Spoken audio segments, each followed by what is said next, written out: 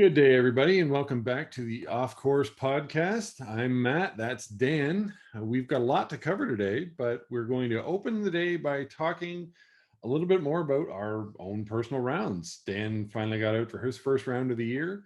I managed to get out for a second to celebrate my birthday weekend, but I would say, Dan, you had the more interesting round. You went to Innerkip, right? I did. First, start off by saying happy birthday there, big guy. Thank you. Yeah, I got out to Innerkip. I'm one of those guys that isn't bright enough to go practice, even take some practice cuts or swings before my first round of the year. So first time lifting a club since last September was on the first tee, and it showed. First hole was disastrous. I think 3 or 4 shots like I'd never swung a club before. So kind of sunk my score before I even got onto the course. First 2 holes were really, really ugly, a lot of toes and tops. Then really got in a groove, played really well for about 12 or 13 holes, and then brought it home in the last 2 the same way I started. So entertaining rounds, not a worthy score, not a anything to write home about, but shook the rust off. Spider webs are gone. Yeah. I understand you got out to Seaforth. How was that? I did. Went with a couple of guys from work, one of whom's a member out there. It was kind of, I mean, okay, there's really no way to I couldn't putt to save my life, which is funny considering Seaforth is the place where I had one of my best putting rounds last year. I was not surprised. The greens were in fantastic shape, for considering I think they said they were only open for maybe a week and a half so far, maybe a little longer. But yeah, the greens were amazing. But I just literally could not hit. Like I had a bunch of. It's kind of like what you said last time out. You're the king of the 3-inch putt left over, right? And it doesn't matter how far away you were, you're always going to have about 3 inches left. And that seemed to be like it would be on track, and all of a sudden, boom, breaks one way, boom, goes straight past. I'm like, oh man, okay. So, but yeah, I mean, I played like a bit of a donkey on the second and the second last holes where I abused some trees, and I'm pretty sure I abused the lawnmower. But yeah, I mean, other than that, I wasn't entirely displeased with how I played. I mean, the driver's actually in surprisingly good form for me at this time of year, and surprisingly also my long irons. I mean, I didn't use them a ton yesterday because Seaforth isn't what I would call a long iron kind of course, unless you prefer to leave the driver in the bag. But yeah, no, those were, I can't complain that those were good clubs for me yesterday. So yeah, there's always hope for round 3. Nice. So, yeah. But speaking of hope, and we are actually recording this as the final round of the Masters is getting underway, and I think now would be a good time to revisit some of our picks to win the tournament. Yeah, I can say it says something about my prognostication abilities that my 2 dark horse picks are the only ones that I pretty much have left in the running at all. Spieth right now, he doesn't tee off until 2 o'clock, but he's at -5, and he's the best one I've got. Finau's not too far behind, but I mean, let's face it. I'm going to need a miracle to pull this off. Well, I think this is a really good time to revisit my picks because none of them made the cuts. They have plenty of time to visit. Yeah, I took a good top 5 on paper. I did not get a good top 5 on the course. Of course, DJ missed the cut. Koepka missed the cut. JT was looking like my only hope, and then he blew up on the back 9 a little bit. And Yeah, Rombo's okay. He's him and JT are in the same strata, but it was a rough pool for me this year. yeah, and I mean, I know that we discussed who we didn't pick, and Matsuyama I think was on both of our lists, and man, do we look stupid right now. Well, yeah, especially because Matsuyama, I think I was mentioning to you, has done so well for me in pools in the past, and I don't know why I didn't pick him. Yeah. I feel like whoever I pick, I jinx. So I stayed away from the Canadians and looking pretty foolish for not taking Connors at this point too. So Well, I mean, yeah, in fairness, I didn't have him on my list. I mean, really, if I was going Canadian, I probably would have gone Mackenzie Hughes over him anyway. So, you know, I can't even claim that one. You know, sorry, Corey. You know, don't hate us.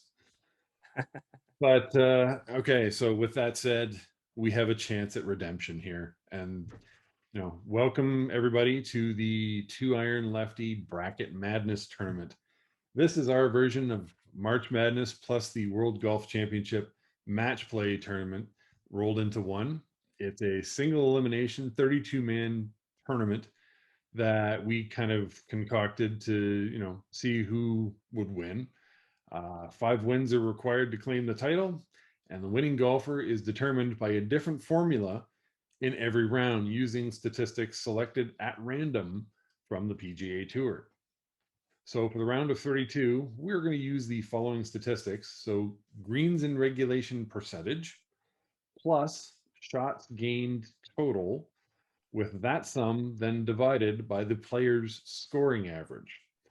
And Dan and I agreed that for round 1, the higher number will be declared the winner of the pairing and move on. That number then is determined, pardon me, that number will be used to determine who wins and advances. And when we will select new stats, it will be slightly different because you have some players who are really good in some categories and post great numbers according to the formula we're using for round 1, but there's no guarantee that that will lay a path out to the finals for them. So it could get interesting in a hurry. Of course, the other element of random chaos, much like the NCAA tournament itself, we are going to use a similar bracket of 32, but we won't be following seeding guidelines when it comes to that. What we'll do, Dan will make his selections, and Dan will have the odd number seed lines. So he'll have the 1, the 3, the 5, all the way down to 31. I will be seeding with the evens. So 2 through 32 will be my picks, but we won't know who will be seated where. After we make our picks, Dan will fill out his part of the bracket. I will fill out my part of the bracket. Then we'll see who will play who in round 1. So you could be looking at, a Bryson DeChambeau versus Justin Thomas in the first round. One of them goes home right away. So it's going to be interesting to see what happens here, I think. And I believe that calling it madness is pretty accurate here. So, I mean, one other thing, and this is something that Dan and I had discussed for our previous draft. We'll be using a snake draft this time around. So whoever gets the first pick will then have to wait 2 while somebody selects 2 and 3. Dan, you're okay with that still? absolutely, yep. Okay. So since Dan had the first pick in our Masters draft last time around, I guess that leaves me with the first pick, and I'm on the clock. So without much fanfare, I am going to steal one of Dan's picks from the Masters, and I am going with Justin Thomas, number 1.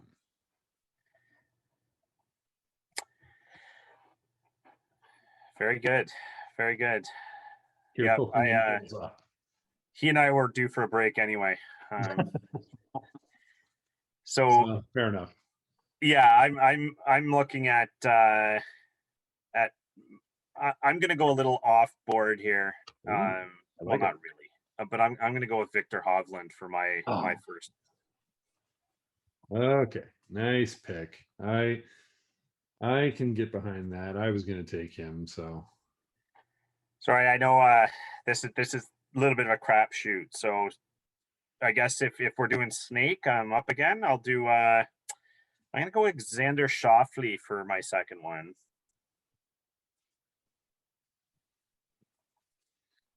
Well, you managed to pluck 2 of my guys right off the bat. That's going to be hard to bounce back from. I'm going with the Seinfeld Costanza theory of do exact opposite of what my instincts tell me. So Okay, well, Here's hoping that my next pick gives me a little bit of redemption, because this was my first pick last time. Colin Morikawa, I need you to come through for me here, buddy. I'm really hoping you can bounce back after a rough Masters and pull this one off for me. So Morikawa, and let's see, that gives me the next pick. Oh man, there are a lot of guys on this list that I'm looking at, and I'm just kind of, I'm wondering and I'm wondering, but I'm going to go back to the young pool. This was a guy that I skipped for the Masters, not Matsuyama, at least not yet anyway. But I am going to go Cameron Champ. I kind of like this kid's game. He's showing well at the Masters right now. So, and I think that in this kind of a format, he's got a well-rounded game that could bail me out. So let's go Cam Champ. All right, I like that pick. That's a solid pick. So I try and counter that. I'm gonna go with Patrick Cantlay. It's one of my picks. I think he's ready to do me some favors. Then I'm gonna stick with Rombo. He's been solid for me, so I'm gonna stick with John Rahm for my second. I know my wife would be very, very pleased to hear that one. So she's a big John Rahm fan. So that's a good pick. So you're forcing me to, dive deep into my bag early here. So he's gone. Yeah. Okay. Well, I'm going to go with a guy that we both basically ignored in the Masters pool, but I kind of think he's in the same boat as Spieth. He's got to get a few things right upstairs, but I think he's ready, and that's Rory McIlroy. He's got just too much talent to kind of ignore right now. So Roy is there. Fair enough. Yeah, and okay, so I got him, and I'm going to go with Scotty Scheffler. Good pick. I think he's got his head on straight right now, especially after what happened to them in the match play. You learn quick when you make those kind of mistakes. So I think that is going to do me well. I think he's a statistical monster in a lot of good categories, and I'm hoping that pays off as things kind of play out. Excellent. Very good picks. Solid picks. So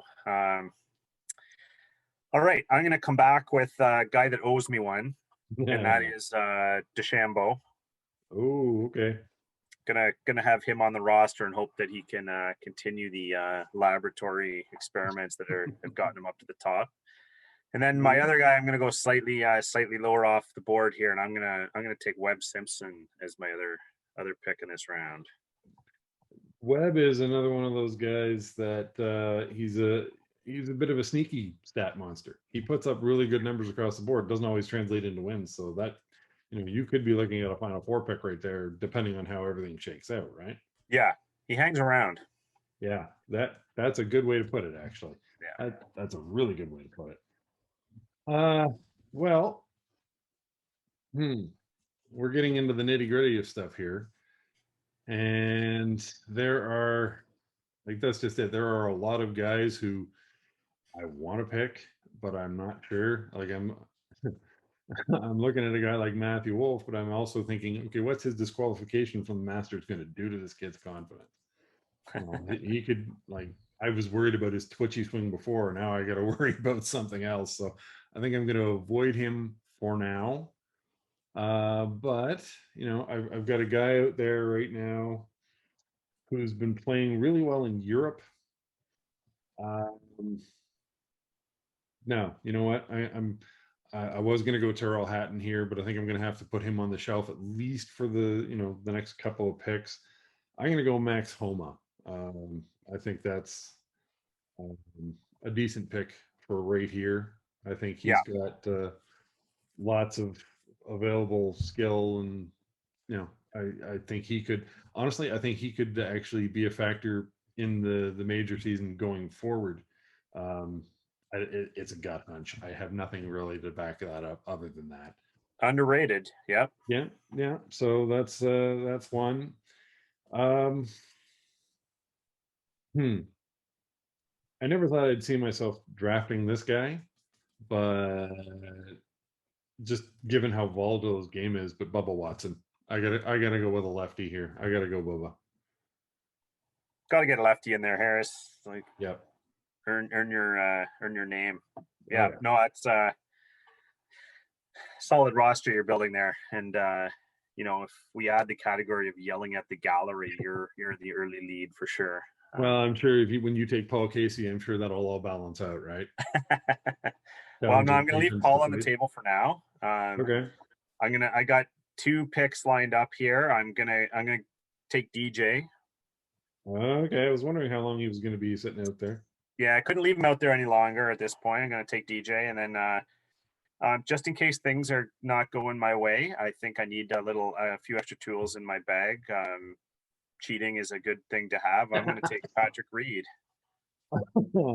Oh, the golfer we all love to hate. I did have him on my list of possibles. I was hoping to steal him maybe later, but yeah, yeah. I get a quick aside here. When I saw him actually playing well at the Masters, part of me was like, I don't want to see him win again.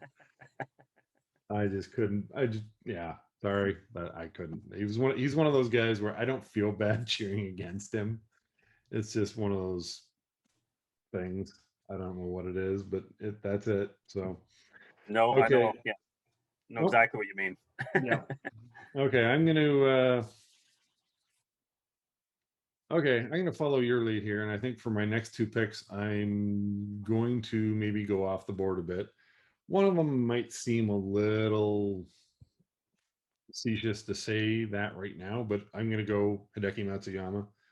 Mm-hmm. The guy's, it's sort of like my Cameron Champ pick earlier. I think that he puts up good stats, but he can't always seem to follow it with wins. And I'd like to see the guy win more. I think he's a bright young star. I can't imagine the stress he's got playing representing Japan and like as golf crazy as they are. Yeah, can't go wrong with Hideki these days.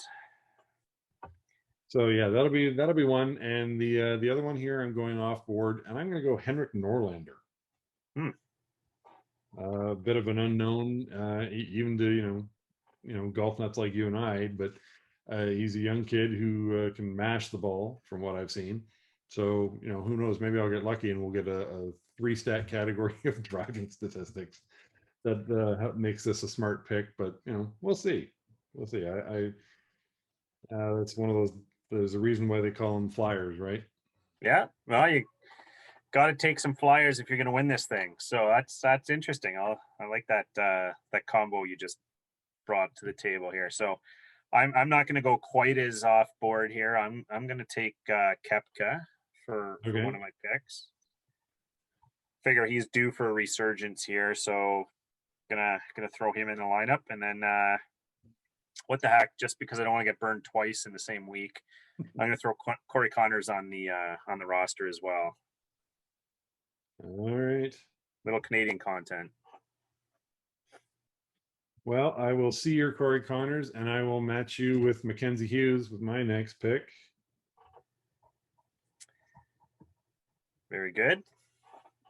And then following that up, I'm going to go with the guy that's barely keeping me alive in the Masters pool, and that would be Mr. Jordan Spieth. Very good. I was starting to eye him at this stage of the pool. Yeah. And admittedly, I thought you were going to say someone else because I'm about to also dip into your roster here from the Masters. I'm going to go with Abraham Answer for one of the picks, and then only because I have a friend who listens to this podcast who would be disappointed in me if I didn't take this hair, and that is Cameron Smith is going to be my other pick. Oh, okay. Does this friend have bad facial hair like Cam does? And No, like it's I do.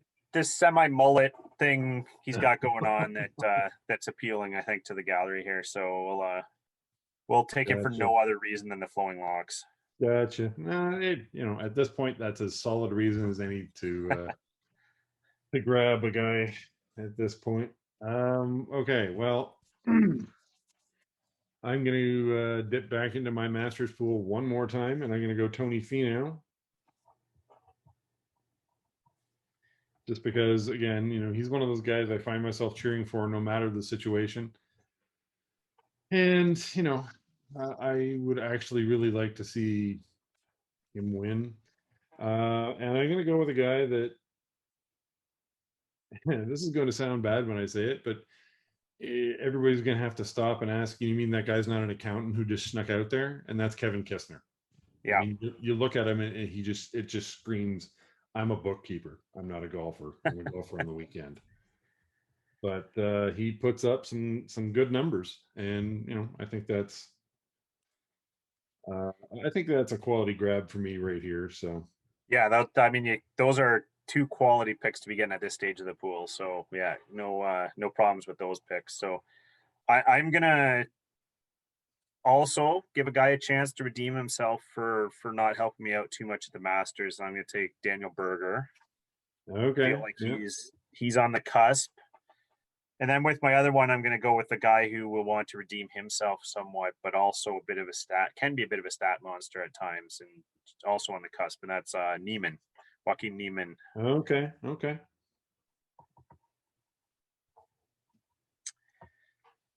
That's an interesting pick. I mean, he could very well be, again, like sort of like Webb Simpson, right? He checks off a lot of the boxes, and he could be one of those guys that winds up in the Final Four quite easily. Yeah. So now, yeah, I'm starting to feel the pressure as we get down to it here. Okay, I think here's the time where I'm yeah. Well, I'm looking at I have the funny thing is I had a couple of lists prepared for this. And I feel like yeah, okay. I am going to go with Billy Horschel. Mm-hmm. He's one of those ones where that could be, an absolute steal at this point, or it could be a why did you waste the breath saying his name at this point. It's literally one side of the coin or the other at this point. Okay, so let's see here. Who do I have left that I haven't grabbed off the leaderboards here? I really want to pick Terrell Hatton, but I just don't think he plays in on the PGA Tour enough to warrant it. Oh man. Wow. Okay. I'll roll the dice here, and I'm going to go Tommy Fleetwood. I think he plays enough, and I think he plays well when he does play. So let's go Tommy Fleetwood. Pirate power all the way here. Interesting. Yeah, I like the Horschel pick. I mean, he's been pretty good lately. He had the socks off yesterday, slid down towards the pond. So Yep. he's got the entertainment value ramped up, and could help your all yelling at the gallery contingent if you need it. So if nothing else, I will be entertained. Yes, exactly. That's what we're here for. All right. So I believe these are my final two picks. So I'm gonna have to hit on these. Mm-hmm. I'm gonna go with a guy that just is there a lot of the time, under the radar. No one pays much attention. Ticks off some pretty good stat boxes, and that's Ryan Palmer. That was my last pick. Yeah, and then my final pick. I'm torn because I've got some favorites on this list that haven't been picked yet. But I think I'm gonna stay disciplined, go with a guy that I think is gonna bring it home for me as my 16th and final pick, and that's another fantastic head of hair, and that's Charlie Hoffman. Well, okay, I can declare you the winner of the all mullet team right now, like hands down. I don't even make the next round on that one. I don't think. Okay, Charlie Hoffman. All right, well, So for the last pick in the 2 Iron Lefty Bracket Madness, I am going to have to go with another lefty. I'm sneaking him in there. Brian Harmon. He's again one of those guys that you mistake for a science teacher, or somebody who's not a professional golfer, at least physically. You'd look at him, you wouldn't think twice. But another lefty, and I'd say that he's you know he's not going to blow you away with his statistics, but he's also not going to bring me to shame either. So that's kind of what I'm hoping for at this point.